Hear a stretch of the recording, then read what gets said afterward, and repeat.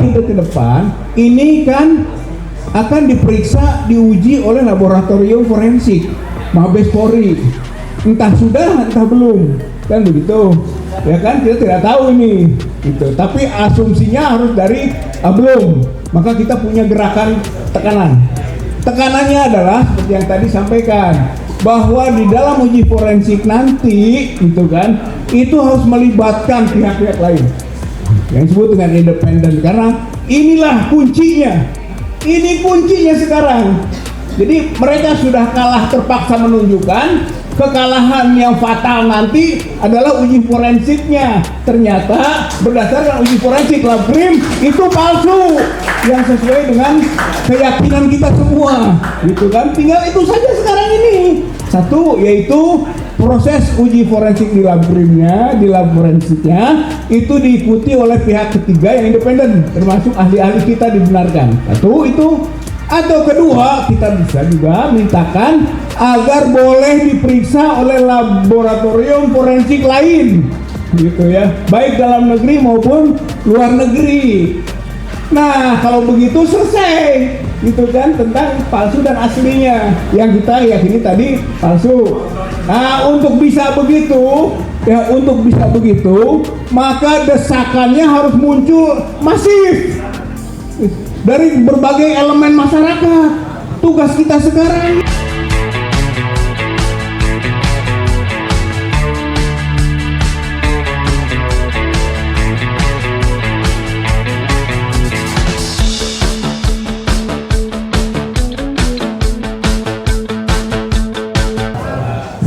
Bapak Ibu yang saya hormati, dua hal yang dimintakan saya untuk menyampaikan. Yang pertama adalah selintas suasana saat gelar perkara khusus di sesi yang pertama, yaitu undangan bagi klaster 1. Kemudian yang kedua yang berkaitan dengan penarikan paspor beberapa waktu yang lalu. Nah, yang pertama tentang apa yang terjadi di gelar perkara khusus tadi, saya kira intinya sudah detail disampaikan ya oleh Ustaz Rozinuddin dan juga oleh Dr. Roy Suryo. Tapi tambahannya adalah bahwa ada 3 hal di sana yang menarik menurut saya, dan itu menjadi perjuangan daripada baik prinsipal maupun kuasa hukum prinsipal ya, yang diwakili oleh tim advokasi anti kriminalisasi aktivis dan akademisi, yaitu adalah semangat kita bersama untuk meminta kepada pihak Polda Metro Jaya agar menunjukkan ijazah Joko Widodo yang asumsi kita disita oleh pihak Polda Metro Jaya. Saya kira itu adalah hasil perjuangan kita sebagai disebutnya pelapor Dumas atau terlapor LP, ya, itu nama istilahnya seperti itu, ya. Nah, terutama ya ketua tim kita Pak Rozinuddin yang ngotot tentang penunjukan ijazah itu. Ya. Karena apa? Karena bagaimana tersangka disangkakan dengan berbagai pasal, tapi tidak pernah ditunjukkan ijazahnya. Saya kira itu poin pentingnya, yang kemudian beberapa pandangan-pandangan yang lain juga mensupport, mendukung keras atas itu sebagai faktor utama.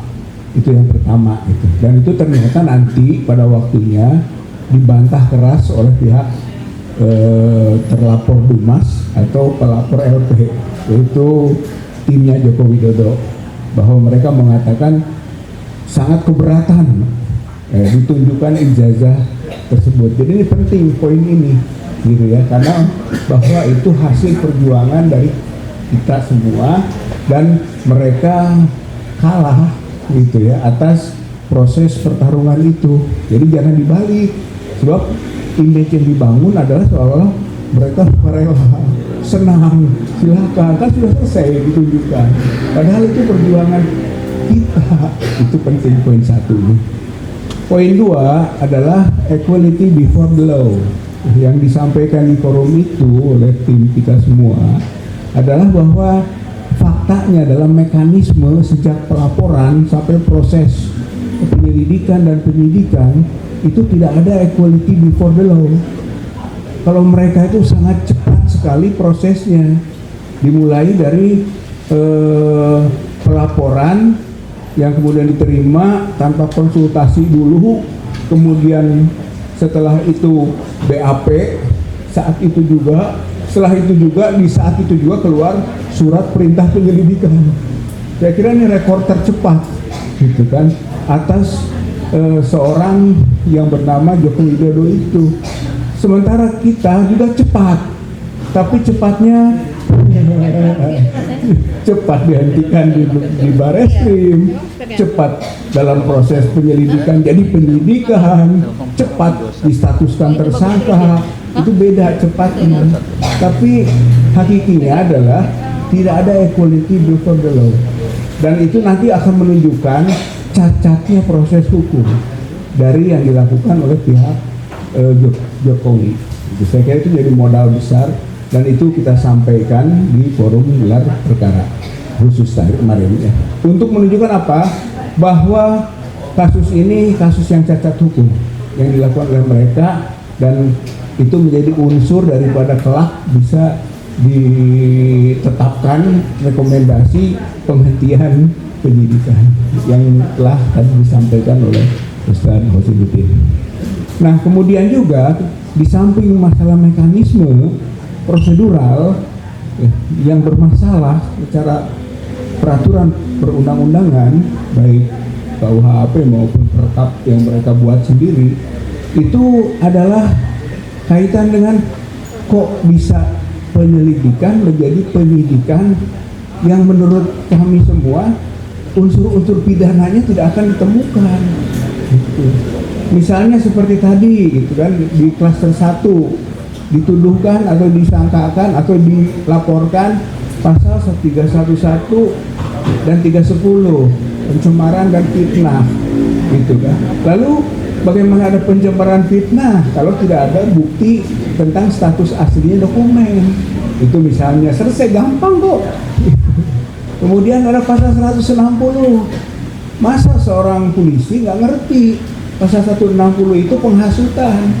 Penghasutan itu menurut putusan MK itu sudah diubah dari delik formil menjadi delik material, yaitu harus ada bukti dulu peristiwanya, dan itu tidak ada.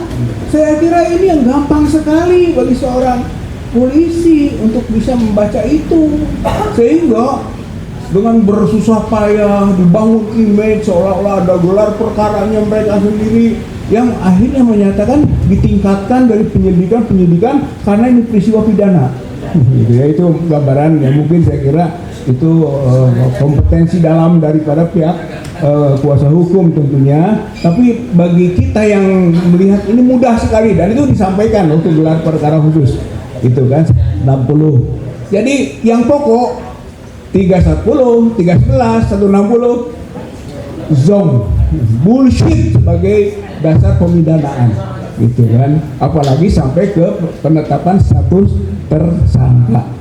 Itu poin-poinnya, gitu kan, sehingga menjadi dasar juga bahwa kalau tidak ada pidana ya tentu tidak ada tersangka, gitu ya. Itu menjadi dasar laginya rekomendasi yang dikeluarkan oleh pihak Polda Metro Jaya dalam hasil gelar perkara khusus, rekomendasi penghentian penyidikan, gitu, atau SP3. Saya kira ini poinnya. Nah, itu peristiwa atau gelar perkara khusus yang kemarin. Ya, saya kira dari sisi itu kita melihatnya para prinsipal dan kuasa hukum, pelapor Dumas, terlapor LP sebetulnya boleh dikualifikasikan menang, gitu ya. Argumen dan menang juga desakan, ya, sehingga akhirnya yang diputuskan dari perdebatan kedua pihak adalah buka, gitu kan, walaupun itu dengan ijtihad dan berdasarkan atas pendekatan religius segala lah, ya gitu kan, dari di Reskrimum Polda Metro Jaya, Pak Kombes Imanudin. Jadi ada dua Udin. Ada dua Udin, ya, Udin Imanudin dan Udin Hosinudin, ya, yang disebutkan kemarin juga sambil gurau. Tapi intinya dibuka hasil perjuangan kita, maka sukses itu dibuka, gitu kan, dilihat. Hanya tidak boleh diraba dan tidak bisa dirasakan. Artinya itu agenda berikut. Jadi kalau menurut saya itu agenda berikut. Agenda berikutnya apa? Dia tadinya mau menunjukkan perbandingan, gitu kan? Apa yang disebut dengan komparasi ijazah yang sudah ada ini disimpan di situ, tapi tidak bisa dibuka karena tidak ada kuasa hukum yang bisa menjamin, gitu katakanlah, persetujuannya pembukaan itu.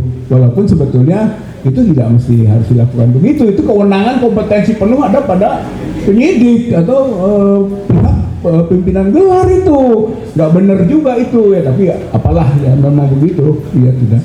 Yang ini tadinya saya ingin lihat dari komparasi itu, kan Dr. Roy sudah melakukan penelitian untuk ijazah bandingannya 1115 yang miliknya Pronojiwo, kemudian ada 1116 miliknya Hari Mulyono, dan ada 1117 miliknya Sri Murtiningsih, gitu kan, yang telah dikaji oleh Dr. Roy itu beda dengan yang Joko Widodo, kan begitu. Kalau saja itu dibuka, ada nggak nama itu? Itu kan 3 orang itu. Kalau 3 orang itu ada, selesai bagi kita. Tapi enggak, mereka tidak buka. Walaupun mereka menyebut 13 nama, 13 ijazah itu ada nama-namanya, kayak gitu kan. Itu realita yang terjadi pada saat itu, ya. Nah, apa tuntutan kita ke depan? Tuntutan kita ke depan ini kan akan diperiksa, diuji oleh laboratorium forensik Mabes Polri. Entah sudah, entah belum, kan begitu, ya kan, kita tidak tahu ini, gitu. Tapi asumsinya harus dari belum. Maka kita punya gerakan tekanan. Tekanannya adalah seperti yang tadi sampaikan, bahwa di dalam uji forensik nanti, gitu kan, itu harus melibatkan pihak-pihak lain yang disebut dengan independen, karena inilah kuncinya. Ini kuncinya sekarang. Jadi mereka sudah kalah, terpaksa menunjukkan kekalahan yang fatal nanti adalah uji forensiknya. Ternyata berdasarkan uji forensik Labkrim itu palsu, yang sesuai dengan keyakinan kita semua, gitu kan. Tinggal itu saja sekarang ini. Satu, yaitu proses uji forensik di Labkrimnya, di lab forensiknya itu diikuti oleh pihak ketiga yang independen, termasuk ahli-ahli kita dibenarkan. Satu itu. Atau kedua, kita bisa juga mintakan agar boleh diperiksa oleh laboratorium forensik lain, gitu ya, baik dalam negeri maupun luar negeri. Nah, kalau begitu selesai, gitu kan, tentang palsu dan aslinya yang kita yakini tadi palsu. Nah, untuk bisa begitu, maka desakannya harus muncul masif dari berbagai elemen masyarakat. Tugas kita sekarang itu kan untuk mengajak berbagai elemen masyarakat untuk mendesak kepolisian agar 2 hal tadi, yaitu melibatkan pihak ketiga dalam proses uji forensik di lab forensiknya Polri, atau yang kedua memberi kebebasan laboratorium forensik lain yang dimiliki oleh lembaga-lembaga lain bisa mengujinya. Desak oleh masyarakat, desak oleh rakyat. Saya kira itu poin gelar perkara UJUS. Nah, kemudian yang kedua, sedikit lagi ya, soal pencekalan. Pencekalan itu berdasarkan surat dari Dirjen Imigrasi, ya, Kementerian Imigrasi dan Pemasyarakatan Indonesia. Ada dasar-dasarnya, tapi intinya begini: menindaklanjuti surat keputusan Kepala Kepolisian Negara Republik Indonesia nomor sekian-sekian tanggal 10 Desember tentang pencegahan dalam perkara pidana yang terhitung tanggal 11 Desember 2025 sampai 11 Juni 2026. Dengan ini disampaikan penarikan sementara paspor RI atas nama saudara. Jadi langsung minta ditarik paspor, gitu ya. Mohon kerjasamanya menyerahkan paspor RI kepada kantor imigrasi, ya, atau kantor imigrasi terdekat dengan domisili saudara paling lama 3 hari setelah saudara menerima surat pemberitahuan, gitu ya. Untung saya punya paspor. Ada yang lebih untung tidak punya paspor. Harus apa yang mau diserahkan? Jadi intinya gitu kan, kita harus menyerahkan paspor. Kita agak senyum juga, memang tidak punya agenda ke luar negeri, apalagi kabur. Apalagi kabur, rugi kalau kita kabur. Apa gunanya kita ke luar negeri, orang urusan di dalam negeri kok belum tuntas urusan ini, gitu. Malah harus ada di sini, gitu kan, untuk itu, gitu. Satu, aneh. Yang kedua, memang paling kalau perlu ke luar negeri, saya itu ke Mekah, ya, kalaupun gitu. Tapi Mekah itu bukan luar negeri. Asal orang menyangka itu bumi umat Islam, gitu kan. Intinya itu ruang ibadah, begitu. Baru kemarin pulang umroh, ya memang ada agenda, ya insya Allah mungkin 2 atau 3 kali sampai 6 bulan ke depan untuk umroh. Tapi umroh itu bukan jamaah, kebetulan membimbing jamaah, gitu. Ya artinya terhambat kan proses itu, ya dirugikan lah atas peristiwa ini. Efek kegiatan ibadah, ya baik membimbing maupun yang dibimbing sama-sama ibadah. Berarti dengan pencekalan dan penarikan paspor ini maka menghalangi ibadah, gitu. Saya kira ini poin penting. Padahal relevansinya nggak ada, gitu. Malah yang seharusnya dicekal atau itu Jokowi, gitu. Intinya mah begitulah. Jokowi yang kemungkinan kabur, Jokowi yang kemungkinan berlindung ke negara-negara yang lain. Mungkin yang punya potensial untuk itu Cina. Tuh. Jadi justru ia yang sebenarnya dicekal dan keluarganya cekal, ambil paspornya. Jangan kita, tapi kita akan taat hukum. Ya, insya Allah. Ya demikian ya Bapak Ibu yang saya hormati, bahwa proses pencekalan itu juga bagian dari gambaran tidak equality before the law, tidak ada kesamaan di depan hukum. Saya kira ini juga diskriminasi hukum, bagian dari proses kriminalisasi hukum terhadap beberapa warga negara Indonesia yang sedang mencari kebenaran tentang status ijazah Jokowi asli atau palsu, yang sampai sekarang diyakini ijazah Jokowi Dodo palsu. Terima kasih. Assalamualaikum warahmatullahi wabarakatuh.